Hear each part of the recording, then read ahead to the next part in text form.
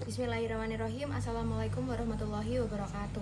Perkenalkan, kami dari kelompok 6 izin mempresentasikan mata kuliah metode penelitian bisnis yang berjudul laporan penelitian.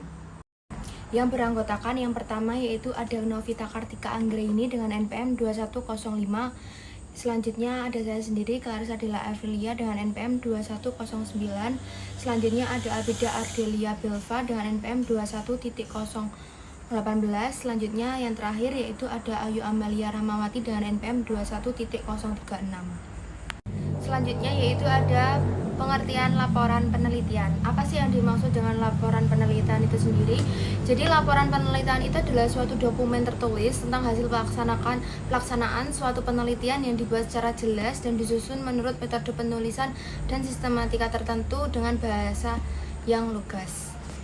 Dan yang selanjutnya di sini ada tertera dengan tujuan utama laporan penelitian. Jadi, tujuan utama dari laporan penelitian ini sendiri yaitu memberikan deskripsi yang jelas dari apa yang sudah dilakukan dalam berbagai tahap proses penelitian sehingga laporan penelitian bisnis berisi informasi dalam formulasi rumusan masalah, pembuatan kerangka teoristis, pengumpulan data, analisis data, dan yang terakhir yaitu ada interpretasi hasil. Yang selanjutnya yaitu ada bentuk dan format penelitian. Jadi, format laporan ini tuh menggambarkan secara umum bagaimana penyajian laporan penelitian ini memerlukan beberapa penyesuaian karena dua alasan, yaitu yang pertama untuk menentukan seberapa resmi format yang harus digunakan, dan yang kedua yaitu untuk mengurangi kompleksitas dari pelaporan tersebut. Yang selanjutnya akan dibacakan oleh teman saya. Selanjutnya adalah bagian-bagian laporan. Yang pertama yaitu halaman judul, meliputi judul laporan, kepada siapa laporan dibuat, dengan siapa laporan dikerjakan. Yang kedua yaitu halaman pengiriman, terdapat pada laporan semi-formal atau resmi dan formal saja, tujuannya untuk mengirimkan laporan kepada si penerima. Yang ketiga yaitu lembar pengesahan, lembar yang berisi pengesahan penelitian, dan siapa yang bertanggung jawab dalam penelitian. Selanjutnya yang keempat yaitu daftar isi, mencakup bagian dan subbagian laporan dengan diberi nomor halaman. Yang kelima, ringkasan, menjelaskan secara jelas tentang mengapa penelitian tersebut dilakukan, masalah penelitian apa yang diteliti, apa hasilnya, dan langkah apa yang selanjutnya akan diambil. Yang keenam yaitu isi. Bagian isi terdiri dari pendahuluan yang berisi latar belakang, metodologi yang digunakan, hasilnya, dan batasan penelitian, dan diakhiri dengan simpulan dan rekomendasi berdasarkan hasil yang diperoleh. Yang terakhir yaitu lampiran, berisi bahan-bahan pendukung yang bermanfaat bagi pembaca. Selanjutnya yaitu skema laporan. Skema laporan memiliki fungsi utama. Yang pertama, menunjukkan urutan penyajian laporan. Yang kedua, menunjukkan bagaimana bagian-bagian yang saling terkait. Ada dua pokok dalam menulis skema laporan, yaitu bentuk tradisional dan juga bentuk baru atau desimal. Bentuk tradisional menggunakan nomor dan huruf untuk menunjukkan tingkat subordinasi, dan bentuk baru atau desimal menggunakan sistem desimal. Semakin banyak desimal di sebelah kanan menunjukkan tingkat subordinasi yang semakin rendah. Nah, ada panduan penulisan proposal dan skripsi. Yang pertama, ada pedoman pengetikan proposal. Dalam pedoman pengetikan proposal ini terdapat dua hal. Yang pertama, jenis dan ukuran kertas. Yang kedua, tentang aturan penulisan. Untuk jenis dan ukuran kertas, penulisan proposal skripsi ini dilakukan dengan menggunakan kertas HVS ukuran A4 dengan berat 70 mg. Yang kedua, tentang aturan penulisan. Berikut ini ada beberapa aturan penulisan proposal yang perlu diperhatikan. Yang pertama adalah tentang jenis huruf. Naskah proposal skripsi itu diketik dengan menggunakan komputer dengan jenis huruf Times New Roman dengan font Times New Roman dan ukuran 12. Yang kedua ada margin. Batas pengetikan untuk proposal skripsi adalah 4 cm untuk sebelah kiri dan atas, sedangkan 3 cm untuk batas kanan dan bawah. Selanjutnya ada spasi. Jarak antar baris dalam tulisan menggunakan 1,5 spasi. Kemudian ada alinea baru dan jarak ketikan. Jadi setiap kata pertama dari alinea baru itu ditulis masuk ke kanan sebesar 7 ketukan. Yang terakhir ada nomor halaman dan letaknya.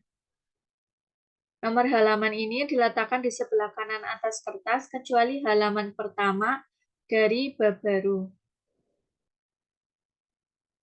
Kemudian ada struktur penulisan proposal. Dalam struktur penulisan proposal terdiri dari 10. Yang pertama adalah judul. Judul penelitian itu sebaiknya disusun ringkas, padat, serta menarik. Yang kedua ada latar belakang masalah. Latar belakang masalah itu berisi uraian singkat mengenai lingkungan di seputar masalah yang akan diteliti. Yang ketiga, rumusan masalah. Bagian ini merupakan hal yang penting untuk mendapatkan perhatian, sebab bagian ini sebenarnya merupakan pintu masuk bagi para pembacanya untuk dapat masuk ke bagian selanjutnya. Sehingga dalam hal ini perlu ditulis secara semenarik mungkin. Yang keempat ada tujuan penelitian. Bagian ini menjabarkan secara jelas apa yang direncanakan untuk dilakukan dalam usul penelitian. Yang kelima, ada kontribusi penelitian. Penekanan pentingnya dilakukan suatu penelitian. Yang keenam, ada tinjauan pustaka dan perumusan hipotesis. Bagian ini melihat kembali semua penelitian yang pernah dilakukan sebelumnya ataupun yang sedang dilakukan yang memiliki hubungan dengan penelitian yang kita lakukan. Yang ketujuh ada metode penelitian. Metode penelitian menggambarkan apa yang akan dilakukan oleh peneliti dalam terminologi logis. Yang kedelapan ada alat analisis data. Bagian ini perlu dijabarkan mengenai metode apa yang direncanakan dan dasar teoritis untuk memakai teori tersebut. Yang kedelapan, yang kesembilan ada daftar pustaka. Semua kegiatan penelitian yang memerlukan referensi atau kepustakaan dari banyak sumber. Dan yang terakhir yaitu lampiran. Lampiran ditujukan untuk memuat hal-hal yang perlu dijelaskan dalam penelitian. Selanjutnya ada proposal penelitian. Proposal penelitian ini merupakan suatu usulan penelitian yang diajukan oleh peneliti untuk menghasilkan suatu output tertentu. Proposal penelitian itu ada dua jenis. Yang pertama proposal internal dan yang kedua proposal eksternal. Proposal internal yaitu proposal yang lebih ringkas dibandingkan dengan proposal eksternal. Proposal internal sendiri kebanyakan digunakan atau dibuat oleh sebuah perusahaan, pada umumnya lebih ringkas dibandingkan dengan proposal eksternal. Yang kedua ada proposal eksternal. Proposal eksternal sendiri dibedakan menjadi dua, yaitu proposal pesanan dan bukan pesanan. Proposal pesanan biasanya harus melalui sebuah persaingan untuk mendapatkan kontrak atau dana dengan proposal yang diajukan pihak lain. Untuk sebagai contohnya, tentang penelitian hibah bersaing yang ditawarkan oleh Departemen Pendidikan Nasional. Sedangkan proposal bukan pesanan menggambarkan saran dan anjuran peneliti untuk sebuah penelitian yang mungkin akan dilaksanakan. Dan sebagai contohnya, proposal jenis ini adalah proposal yang diusulkan oleh sebuah lembaga penelitian kepada perusahaan perdagangan untuk meneliti masalah yang muncul akibat adanya perubahan lingkungan politik ataupun perubahan hukum. Yang selanjutnya ada manfaat proposal. Manfaat proposal terbagi menjadi dua, yaitu manfaat bagi peneliti dan manfaat bagi manajer.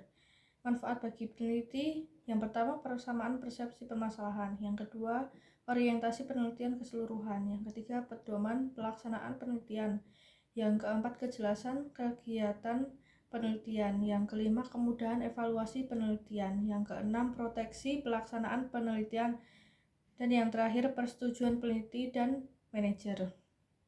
Selanjutnya, manfaat bagi manajer. Ada 5. Yang pertama, jaminan kualitas peneliti. Yang kedua, persetujuan metode penelitian. Yang ketiga, kendali penelitian. Yang keempat, prioritas penelitian. Dan yang terakhir, penilaian informasi. Struktur proposal penelitian. Yang pertama ada halaman judul. Judul penelitian sebaiknya disusun ringkas, padat, dan menarik. Yang kedua ada ringkasan eksekutif. Ringkasan eksekutif diperlukan untuk penelitian eksternal yang dibiayai oleh sponsor. Yang ketiga ada latar belakang. Latar belakang berisi uraian singkat mengenai lingkungan di seputar masalah yang akan diteliti. Yang keempat, rumusan masalah. Bagian ini merupakan hal yang penting untuk mendapatkan perhatian, sebab bagian ini sebenarnya merupakan pintu bagi para pembacanya untuk dapat masuk ke bagian selanjutnya. Yang kelima, tujuan penelitian. Bagian ini menjabarkan secara jelas apa saja yang direncanakan untuk dilakukan dalam usulan penelitian. Yang keenam, studi pustaka. Bagian ini melihat kembali semua penelitian yang pernah dilakukan sebelumnya ataupun yang sedang dilakukan, yang memiliki hubungan dengan penelitian yang akan dilakukan ini. Yang ketujuh, manfaat penelitian. Penekanan pentingnya dilakukan penelitian ini dapat dijabarkan dalam bagian ini. Yang kedelapan, desain penelitian. Desain penelitian menggambarkan apa yang akan dilakukan oleh peneliti dalam terminologi teknis. Yang kesembilan, analisis data. Dalam bagian ini perlu dijabarkan mengenai metode yang direncanakan dan dasar teoritis untuk memakai teori tersebut. Dan yang ke-10, bentuk laporan. Format laporan yang akan ditampilkan sebagai bentuk akhir penyampaian hasil penelitian juga perlu dijelaskan dalam usulan penelitian ini. Yang ke-11, kualifikasi penelitian. Latar belakang peneliti perlu dijelaskan dalam usulan penelitian. Yang ke-12, anggaran. Penyusunan anggaran sangat diperlukan dalam rangka pendanaan penelitian.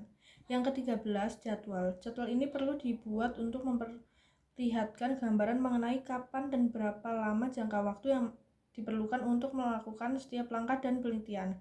Yang ke-14, daftar pustaka. Semua kegiatan penelitian memerlukan referensi atau keputusan dari banyak sumber. Yang ke-15, lampiran. Lampiran ditunjukkan untuk memuat hal-hal yang perlu dijelaskan dalam penelitian. Yang selanjutnya, evaluasi proposal. Yang pertama, perumusan masalah harus mudah dipahami. Yang kedua, desain penelitian hendaknya memiliki skema dan didasarkan atas metodologi yang jelas. Yang ketiga, mengemukakan pentingnya penelitian tersebut dengan baik. Yang keempat, bagian objektif dan hasil penelitian hendaknya dapat mengkomunikasikan hasil konkret. Sekian presentasi dari kelompok kami, kurang lebihnya mohon maaf. Wassalamualaikum warahmatullahi wabarakatuh.